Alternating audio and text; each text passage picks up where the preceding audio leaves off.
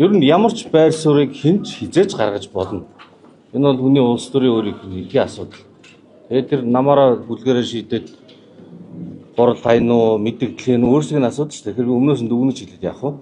Ер нь зүгээр миний хувьд ажиглаж байгаа юм юу гэхээр хэрвээ намын дарга улсын их хурлын дарга байх нь зохимжгүй нэг намдаа хэд үйлчлээд ийн гэж бодож байгаа бол хууль өргөн барьж болно.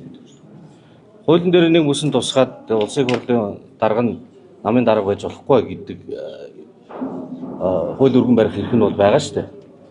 Хоёрт нь ардчилсан намын хувьд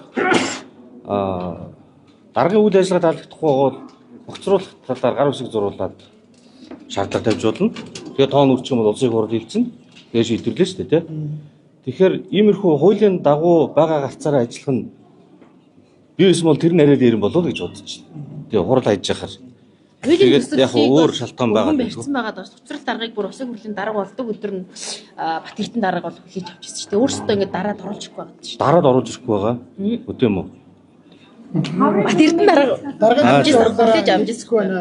Өнөөдөр хүнцгсэл дорог байна. Ороогүй байна гэдэг юм ихлээд байгаа байхгүй ардчилсан. Тэгэхээр та юм би тэр талаар сайн мэдээлэл байна тийм. Ер нь бол зүгээр яг логик нь бол тэр шүү дээ. Ингээд намын дарга хурлын дарга болчоор намдаа үйлчлэх нь хүссэн үсээгүй явж таарах учраас сэргийлж байгаа юм болов уу гэж. Тэгээд тэгвэл тэр хуулиа асуудлыг хилцээ гэдэг юм шаардах хэрэгтэй байна л да. Ер нь зүгээр ингээд нөгөө их хурлд оролцох хэрэг чинь за одоо татгалзах хэрэгтэй, дэмжих хэрэгтэй тэр нь бол гишүүний өөрийнх нь бүрэн эрхийн асуудал тийм ээ. Тэр утгаараа ингээд гишүүд гараа явж болно. Ерөөс огт эцэндээ орохгүй байх бол бас хурлын үйл ажиллагаанд өөр асуудлууд бас байгаа шүү дээ. Тийм болохоор оролцсон зөвлөл болов уу гэж бодож байна. Засгийн газар хоёр гишүүний чөлөөж дахиад өөр шинэ хоёр сайдыг тэмдэглэхээр болж байна. Нэрсэн тодорхой болсон найдлаа гэдэг хүн одоо тантай баг болж ажиллаж байсан хүн. Хүчний сайд руу явж байна. Дорчин даргын хувьд ярих юм бол өөрөө зол жаргал хүчний сайдад болыг намд руу орчихсон бидний дөрж боломж байсан гэдэг зүйлийг ярьсан зэрэг. Шинэ хоёр сайдын тэмдэглэгээний асуудал төр юу гэж бодож байна? Үнэхээр муу ажилласан гэж бодож байна уу? Ер нь салбарыг юу гэж бодож байна? Ерөнхий сайд кабинетээ бүрдүүлж ажиллаад үүндээ хариуцлага хүлээдэг. Тийм болохоор би ерөнхий сайдын өөрийнх нь эрхийн асуудал гэж бодож байгаа. Ямар хүн ажиллах вэ? Энийг сонгох уу гэдэг. Тэр мэдээ сонгож байгаа хүн мэрэгжлийн чадвараас гадна улс төрийн тохиргооны асуудал байх ёстой. Улс төр хийдэг парламент тийм нэг бид нар амьдарч байгаа шүү дээ. Тэгээ болоход байлгүй дээ. Эрчим хүчний яамыг ажилласан гэж бодож байна. Өмнөх хоёр сайдыг тэгвэл яриад байвал зөндөл юм байна. Эрчим хүчний яамыг хүн намд өгж байгаадаа юу гэж харж байна? Магадгүй их баригч нам өөрсдөө эрчим хүчний салбарын асуудлаа шийдэж чадахгүй галаас өөрсдөө цутаад хүн намд өгч байгаа юм шүү. Би сая дөрөвний асуудал төр найдлагын хувьд бол яг зөвхөн хов үн нь бол бас нэг ногоон санхүүжилт энэ төр гэдэг их ярьдаг та хүмүүс мэдчихлээ баг тий.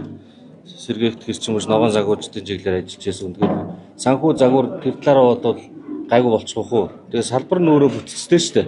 Эрчим хүчний гэж бас мэрэгжлийн нэлээд хатуу институт байгаа. Бид нар нь бол ямар ч сайд очисон нэг догонцохгүй шиг явчих байх. Тэгээд нөгөө эрчим хүчний хороо гэдэг үн нэмээд тэгээ хамаг галыг нь одоо ингээд хүн намынхын төвчлөө гэж ярьдаг. Заваас үндэстэй зүйл бол би тэрийг тэр чин тэтэргүй нэмэгдэх ёс. Одоо өөр аргагүй болсон олон жил угжраа явцсан ийм нөхцөл байдал дээр л дор чанд сайд одоо тэнд гарч ирж яасан болгоос яг тэр хүн дангаараа өөрчилсөн юм байхгүй шүү дээ. Угаасаа тэр салбар тийм өөр аргагүй болсон байсан. Тэгэхээр тэр хүний хийсэн ажил нь одоо дараа нь хөрөнгө оруулалтаа оруулж ирээд сайд нь ингээд гарч ирээд тэгэл хоршиж хийж үр дүнд хүрэх гэж бодож байгаа юм байлгүй дээ гэж бодож байна. Нэг зүгээр өчтөр уржигдэр би сайд болсон бол ийм ажлууд хийнэ гэж 5 зүйл бичсэн. Тэр 5-ыг хийхгүй бол Монголын эрчим хүчний салбар угаасаа явахгүй. Тэгэхээр энэ бол ямар ч сайд болсон тэрийг хийгээсэй гэж бодож байгаа. Дээр нэмээд хэлэхэд эрчим хүчний одоо сэргээгт гоё ногоон тийм ээ ингээд янз бүрийн юм ярьж байгаад амар өндөр үнэтэй юмнууд хийдэг. Зөвөр наад зах нь өндрийн кабель одоо метрэнд 7,000 төгрөгийн кабелийг 70,000 төгрөгөөр аваад угсарж байгаа мэдээллүүд надад ирж байгаа.